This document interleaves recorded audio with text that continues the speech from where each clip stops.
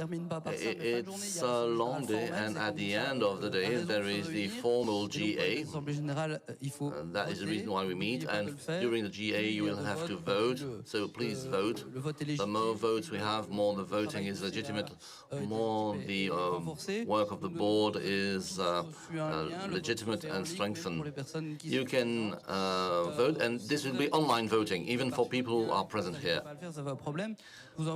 So you can send an email to Let's Coop, LETSCOOP, at smart.com. So, and if you have a problem, you can go to the help desk, and they will, of course, tell you how to do. So you need to vote before 5:30 p.m. That's the deadline. So enjoy the day, and see you back for the formal General Assembly later today. Thank you, Maxime. Thank you, Anne-Laure. So we will now have two parallel sessions, one outside, that will be the icebreaker. So if you register to the icebreak, please go outside. And if you are home and you suddenly realize there was no icebreaker, you can come and join us. You can also come to the barbecue during lunchtime. So you will have the icebreaker in the courtyard, and there will now be a keynote speech here on democracy, to explain the importance of democracy in cooperative businesses. Let me introduce the keynote speaker, Alex. Alex has worked in the commercial world, and then he has specialized in academic research on cooperative and social businesses, social enterprises. So, Alex, welcome to Brussels. So I give you the word. Thank you, Alex. Thank you. It's a pleasure to come back here. I've been to Smart before. It didn't ever look quite as smart as this. It's obviously had a couple of coats of paint. It's lovely to be back, and I'm here to talk to you about democracy. It's very much going to be a slightly personal tour, but I'm going to start where I always start, which is with a definition.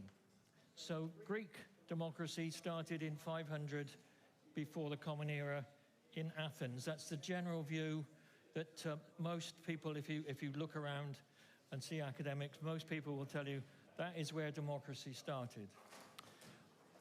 Democracy is from the Greek, obviously. It's a form of government in which people deliberate and decide legislation, and that's direct democracy, which is what we tend to do to quite a large extent in co-ops, or they choose governing officials to do so, representative democracy, which is what largely happens with larger organizations and with states, with governments.